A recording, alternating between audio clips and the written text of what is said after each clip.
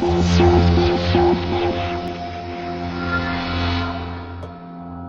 everybody. I'm Will Tagle, Dean of Wisdom School of Graduate Study at and within Ubiquity University. And today we're exploring neuroscience and the ecofields in a world of complexity so that we can not only survive but thrive as we swim through the turbulent waves.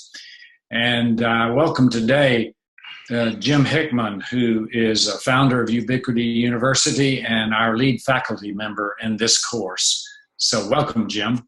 Welcome to Ubiquity University's third course in its series on applied neuroscience, in which we focus on our relationship with the ecological fields within which we dwell.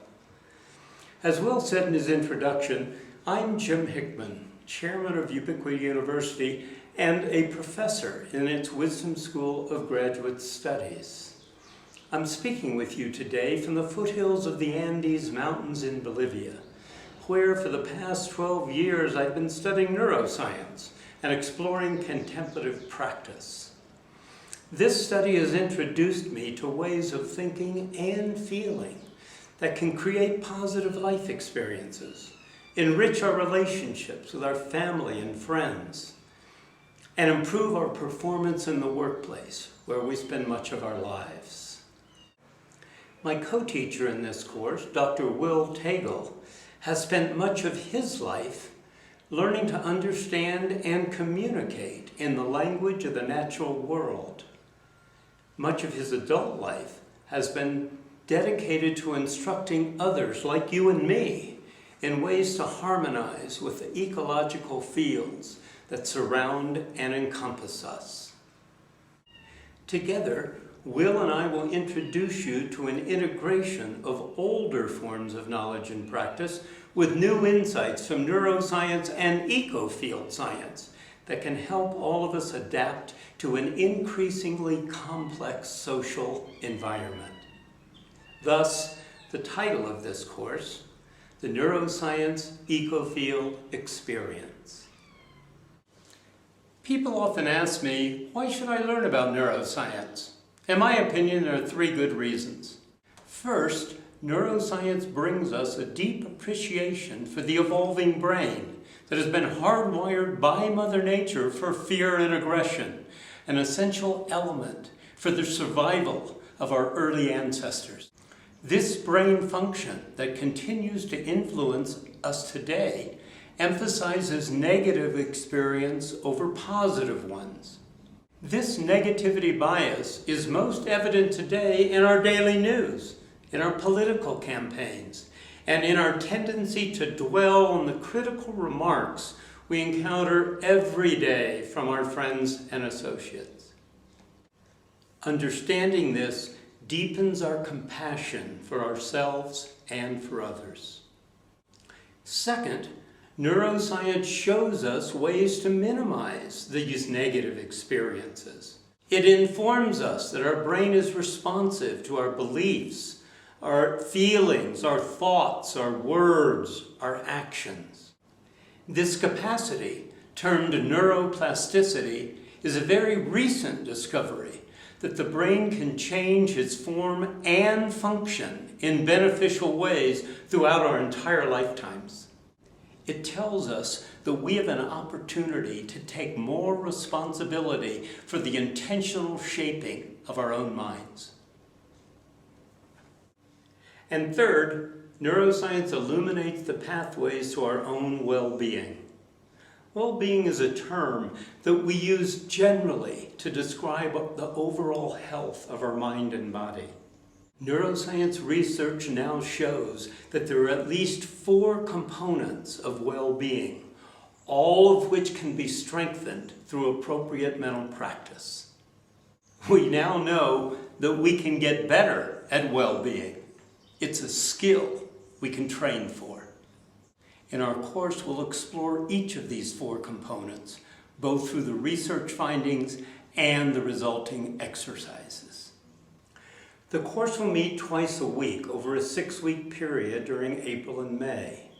There will be lecture discussion sessions on Mondays and practice sessions on Fridays that can increase our competencies in the workplace and expand our innate faculties for empathy, kindness, compassion, and the experience of happiness. These sessions are organized around two central themes. The first theme is neuroscience, or the scientific study of the human nervous system, in which we'll learn about the brain's primary operating systems and how, through attention and intention, we can influence those systems in ways that lead us toward a more successful life. One such practice is called taking in the good, in which the connections among neurons in our brain are increased and strengthened through focused attention on positive feelings and experience. This applied research is teaching us that we can use our minds to change our brains, to change our minds for the better, to benefit ourselves and all living beings. As you may know, these discoveries in neuroscience are being incorporated in many self-development seminars and courses, most of which focus exclusively on human functioning. Uniquely, the Wisdom School also incorporates our knowledge of brain storage systems outside the human body, which brings us to the second theme of our course, Ecofield science, or the emerging studies of ecofields that indicate our planet is immersed in ecological fields that pulse with life. In exploring this new research, Will Tagle will take us on a journey into the quantum world and connect this with our everyday experience of the living systems that surround us. We'll explore the fields that interpenetrate all of life, that interact with our human biofields, and that can communicate with us about how to live in greater harmony with the natural world. And we will learn the practice of ecofield mindfulness, through which we can regularly become aware of our participation in the larger ecofields within which we dwell. As CC commented during our last course, I wanted to share with you that these class moments of teaching and practice are deeply meaningful to me. To be able to take the good moments, moments of choice, and use them to develop our hidden human capabilities is the greatest of gifts. To introduce you to more of these applied explorations, in the coming weeks, we will post several short YouTube videos that instruct you in applied ecofield neuroscience-informed practices that can benefit your life right now. One more student comment from our previous course reflects this concept. J.Y. writes, "Thank you so much for your brilliant course on neuroscience.